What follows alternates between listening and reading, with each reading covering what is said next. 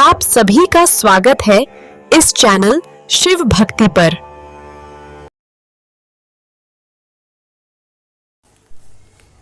भाद्रपद शुक्ल तृतीया को हरितालिका तीज व्रत की संज्ञा से विभूषित किया गया है। इस व्रत का महत्व आज से नहीं अपितु प्राचीन समय से ही है। इसका मुख्य कारण यह है कि इस व्रत को विवाह से पूर्व करने से मनोवांछित पति की प्राप्ति निसंदेह होती है तथा विवाह उपरांत इस व्रत को करने से स्त्रियां अखंड सौभाग्यवती होती हैं तथा सभी प्रकार के सुख एवं ऐश्वर्य को प्राप्त करती हैं। शंकर जी ने पार्वती जी को कहा कि एक बार तुमने हिमालय पर्वत पर जाकर गंगा किनारे मुझको पति रूप में पाने के लिए कठिन तपस्या प्रारंभ की थी। उसी घोर तपस्या के समय नारद जी हिमालय के पास गए तथा कहा कि विष्णु भगवान आपकी कन्या के साथ विवाह करना चाहते हैं। नारद जी के बनावटी बात को तुम्हारे पिता ने स्वीकार कर लिया।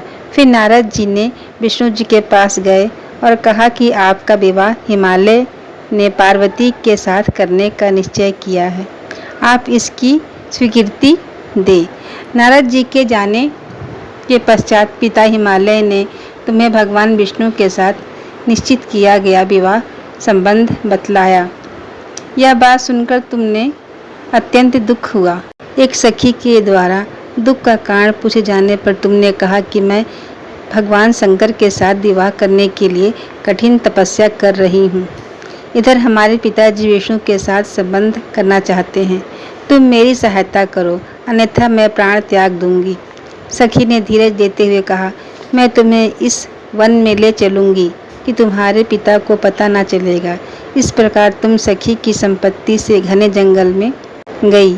इधर तुमको पिता हिमालय ने घर में इधर उधर खोजने पर जब तुम्हें नहीं पाया तो बहुत चिंतित हुए, क्योंकि नारद ने विष्णु के साथ विवाह करना मान लिया था।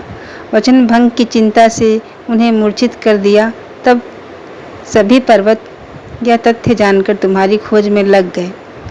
उधर सखी सहित तुम सरिता किनारे की एक गुफा में मेरे नाम पर तपस्या करने लगी।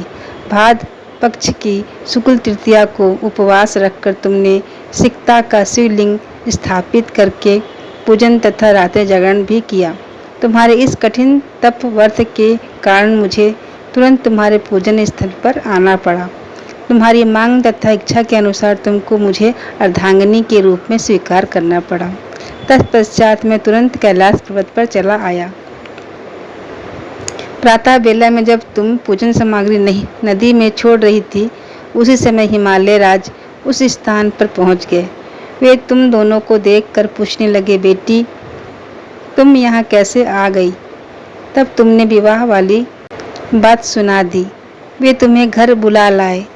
तब शास्त्र विधि से तुम्हारा मेरे साथ विवाह हुआ। हरितालिका व्रत का नामकरण सखी द्वारा हरि जाने पर इसका नाम हरितालिका पड़ गया।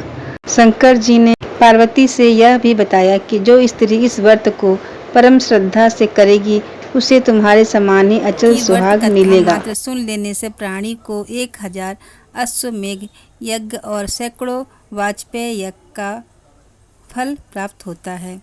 हे देवी, मैंने यह सब व्रत आपको उत्तम व्रत बतलाया है। इसके करने से प्राणी सब पापों से छूट जाता है। इसी तरह से जो भी महिला इस व्रत को करती और कथा सुनती है उसका सुहाग अखंड रहता है। बोलो भगवान शंकर की जय।